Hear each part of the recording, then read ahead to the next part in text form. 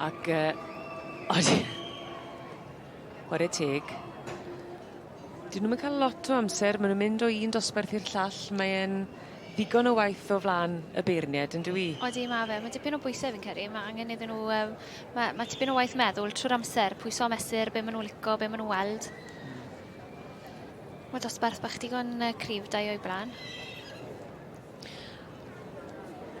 A Julie Perrins yn ddiddorol iawn, falle llwn ni weld wrth i'r dornod a'r dosbarthiadau fynd yn ei blaen, bod ni'n gweld patrwm yn datblygu o ran beth mae hi'n licio. Yn sicr, yn sicr. Ceri mae bron wedi gwneud penderfyniad.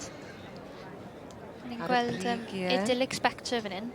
Ar y fe enillodd llynedd ac oedd e'n Youngstock Champion llynedd. Felly... Ar goelin dda. Odi, wel, mae'n siŵr bod e'n teimlo'n eitha nerfus, ond mae'n dipyn o bwysau drwy'n ôl, yn dwi? Odi. A wedyn bych chi'n neud, y fe? Y disgwyliadau uchel, wel, na'r peth. Na'r peth. A di eisiau cadw'r safle. Odi. Hwna ti eisiau, ti'n eisiau'r newidiadau muned ola yna, nag i ti? Ie, na'r peth. A wedyn rhaid ni'n ail at y dys ar fod yn ysym yn lan ac eto ddim o'i yn lawr. Lle yn aros, lle ma'n nhw well, lle? Ydi. A'r cydweithio ni'n gweud yn aml rhwng y stiwardiad a'r hyn sy'n beirniadu. O, mae rhaid.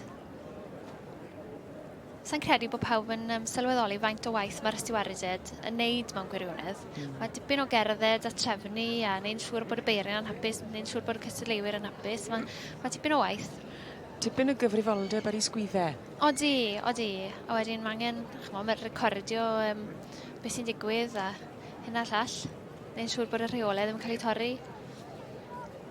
Wedi troi'r ochr nawr i weld y siap. Odi. I weld ffurf. Weld y tri cyntaf fi'n credu gyda'i gilydd.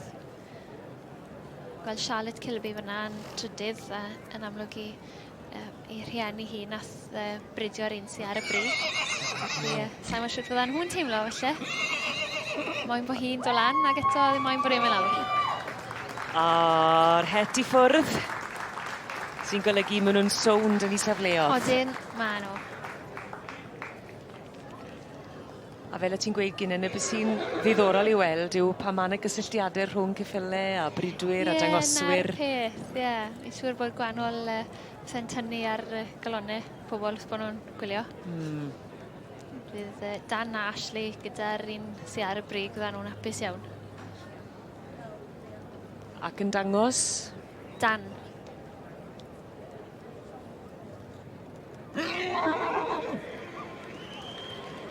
Idyllic spectre. Congratulations to the winner of the 3-on-4 class in the athletic hockey section. This is class 13. This goes to 178. Ashley Aldroyd and Darren Williamson from Projectile. The Idyllic Sceptre was 184. And second was 183. Peter and Shabon.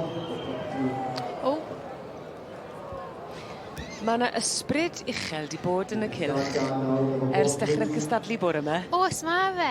Mae lot o gymeradwyaeth a fi'n credu mae'r Ponies wedi mewn, maen nhw wedi dod mewn ar dan. Odyn. Maen nhw. Mae'r real awyrgylch ffantastig mis pawb bore yma. Odi hwnna'n neud ar ffaith bod nhw yn rei ifanc hefyd? Odi, fi'n credu. Maen nhw mwy ffres a dyn nhw'n gwybod beth maen nhw'n neud. A fi'n credu, fi wastad meddwl, pan o'n i'n stiwardio, o'n i wastad meddwl bod lot mwy o densiwn yn y cystadleuwyr ar y bore cyntaf bod nhw'n dod mewn gyda'i anifeiliad. Felly fydd y rhai sy'n dangos heddi a fori, fydda nhw wedi amlacio lot mwy yn dod mewn fori. Mae yna lot o densiwn bore yma. Fel dornod cynta'n ysgol? Dornod cyntaf. Yn union. Teimlo lot o bwysau, lot o densiwn, disgwyliadau. Dim cysgu. Na, dim cysgu, trafeili, poeni. Ti'n swnio fe se ti'n gyfarwydd â hwnna i gyd? Fi'n gwybod iawn fel mae'n teimlo.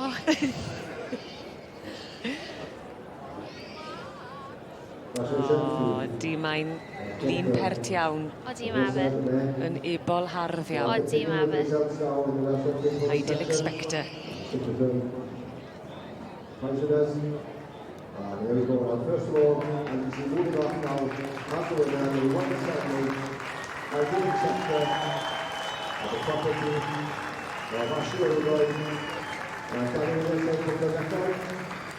Wel, mychi olygfa fendigedig a chyfle I bawb yn yr eisteddle I gael golwg dda ar yr ebol tair blwydd o'd buddigol.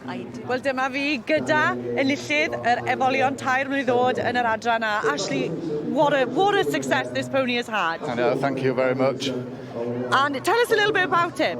So last year he was young stock champion here and reserve male champion. So to bring him back and win again is just amazing. He just keeps on giving, doesn't he? He's like the machine that doesn't stop. So what are your hopes and expectations now for the rest of the week?